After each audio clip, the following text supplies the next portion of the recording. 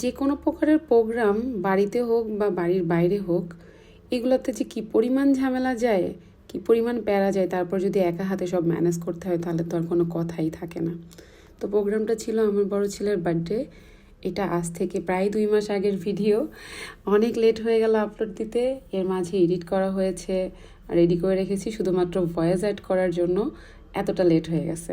তো এই যে শুরু করেছিলাম কাজ সকাল সকাল উঠে, মনে হলো যে আগে তাড়াহুড়া করে সব রেডি করে ফেলতে হবে, কারণ দুপুরে রান্না করার একটা বিষয় আছে। তারপরে আবার যেহেতু প্রোগ্রামের ওখানে মানে বাইরে প্রোগ্রাম করা হয়েছিল, ওই জায়গাটাতে আমার রিলেটিভ যারা ছিল, গেস্ট যারা ছিল, তাদের জন্য মানে আয়োজনটা করা হয়েছিল। আর আমার অফিস কলিগ যারা ছিল তাদের জন্য আমি বাসা থেকে খাবার রান্না করে নিয়ে গিয়েছিলাম, কারণ তাদের আবদার ছিল যে বাসার খাবার খাবে। তাদের জন্য আমি চিকেন বিরিয়ানি করেছিলাম। আর এই যে খাবারটা রান্না হতে দেখছেন, মাছ, ফুলকপি, সিম, আলু, এটা হলো বাসায় দুপুরে খাবার খাওয়ার জন্য আর কি রেডি করছিলাম। একদিকে চিকেন রেডি করছি, একদিকে মাছ করছি, শাকভাজি করছি, আবার ডিমটা মানে এইভাবে রান্না করতেছি, মানে একটার পর একটা শুধু করেই যাচ্ছি। ওই দিন যেন মেশিন হয়ে গিয়েছিলাম পুরা।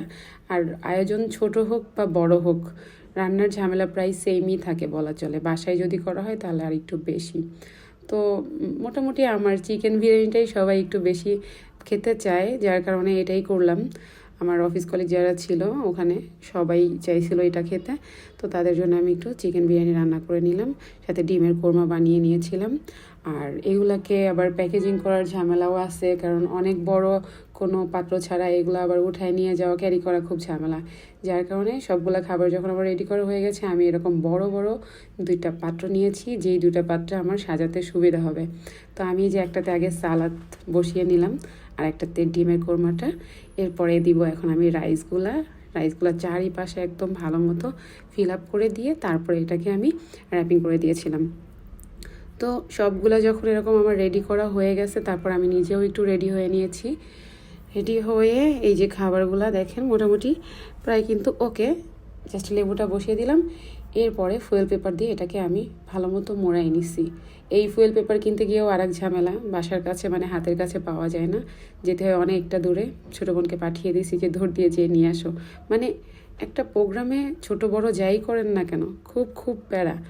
আর মানে এই প্যারাগুলার মধ্যে মজা আছে, যেহেতু নিজের বাচ্চার জন্য করা। অনেকেই বলতে পারে যে বার্থডে প্রোগ্রাম কেন করি, এটা সেটা অনেক কিছু। এখনও পর্যন্ত বড় হয়েছি মানে বুড়ি হয়ে গেছি, আমাদের বার্থডে প্রোগ্রাম হয়, আমার ফ্রেন্ডরা করে বা অফিস কলিগরা করে।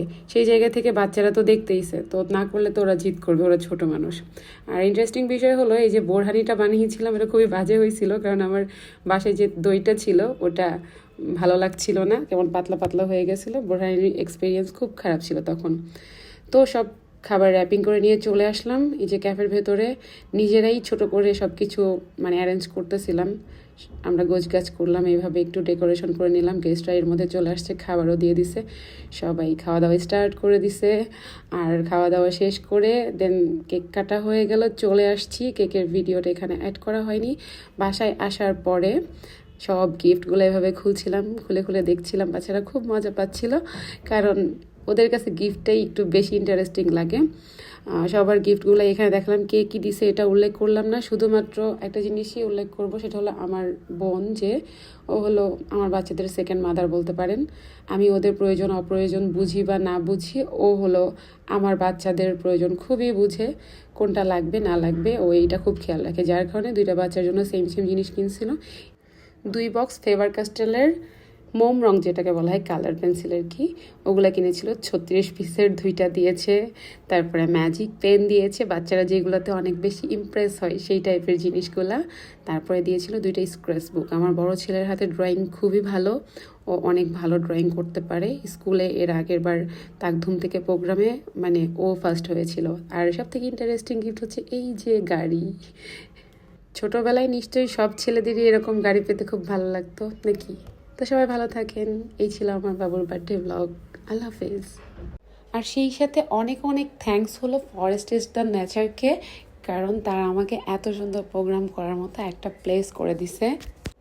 Thank you so much forest.